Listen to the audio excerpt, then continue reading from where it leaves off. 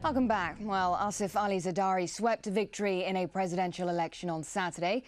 That was the easy part. Zardari has a big job ahead of him now. To begin with, the economy is in meltdown.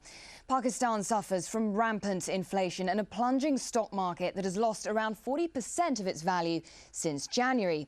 The next challenge is Islamic militancy, with nearly 1,200 people killed in bombings and suicide attacks in the past year.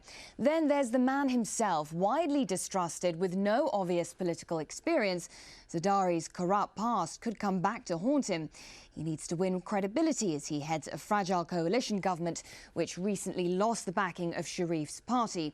Also, opponents have questioned whether 11 years in prison had left Zardari mentally unstable and unfit to govern.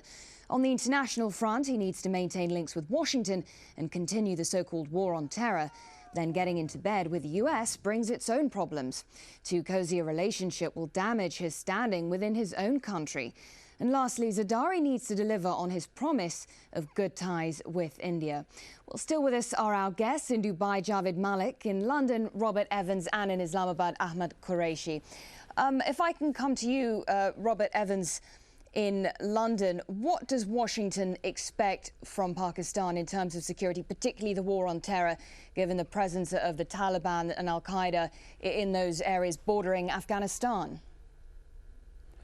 I think Washington, I think the European Union, I think the whole world will be wanting the new Pakistani president to be very firm with Islamic militancy and to do everything he can to restore some element of peace and approaching tranquility to those difficult parts of his country, because it's important not just for Pakistan, but it's important for the whole region.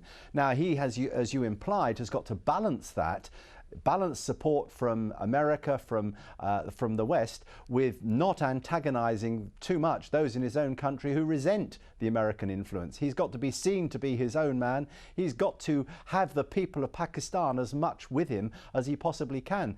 And I think to do that, he's also got to address the everyday issues, and whether it's the rampant inflation or the supply, the food shortages, or the oil that he's got to pay for. All of these things are issues that he, like any other head of state in any country, has got to balance. And he's got a very, very difficult task against him. The West will be wanting to support him in a way that is as positive as possible.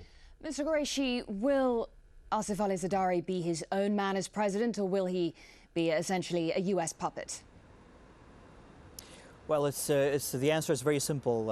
Again, Mr. Zardari came to power through a deal, thanks to a deal whose details, by the way, we don't know, whose details even the senior leaders of the party that Okay, Mr. but he was Zardari elected to the presidency through a democratic process. Yes, he is. Absolutely, he's a democratically elected president, no question about that. But he is beholden to a deal that was brokered over a period of 1.5 years. Now, this deal, I don't know, of course, the details of that deal, but we can guess. We can guess a few points. It has to do with meeting the demands of the United States in the wider region, Afghanistan and Pakistan.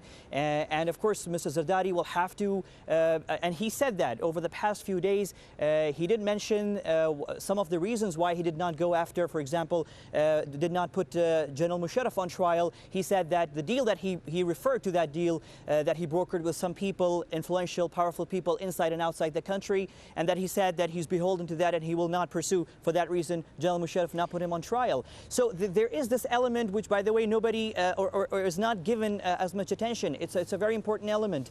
Mr. Zardari was, and his late wife, of course, was outside the country.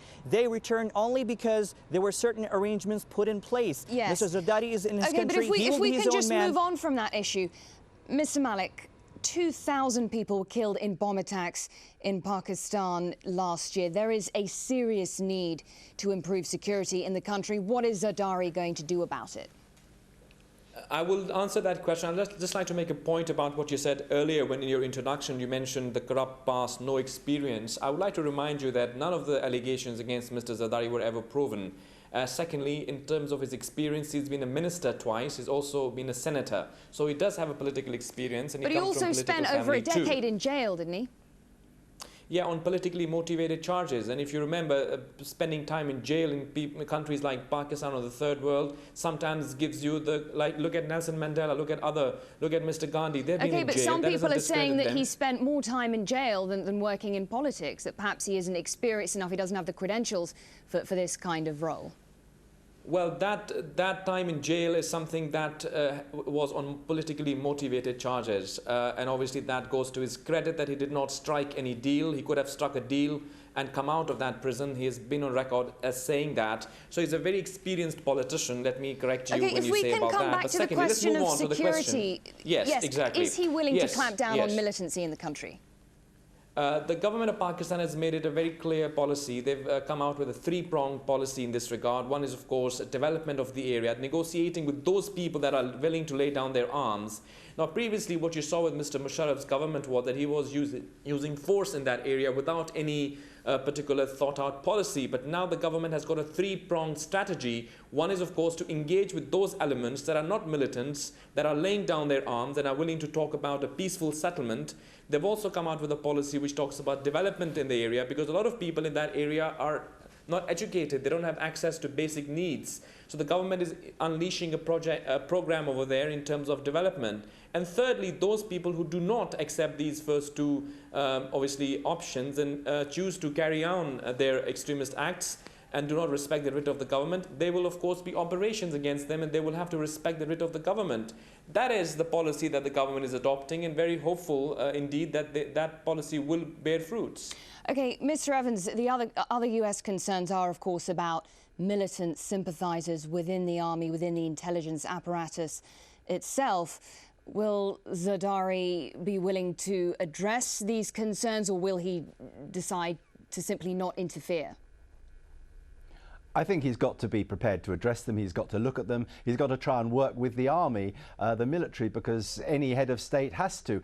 He's not got a great track record. There's a lot of distrust between him and the military, but they have got to have a joint agenda. They've got to look at the issues, as the previous speaker said, address the concerns of the people in the remote parts of the country where much of the militancy stems from, and where the unrest is. And in Peshawar, we've heard of this most recent bomb attack.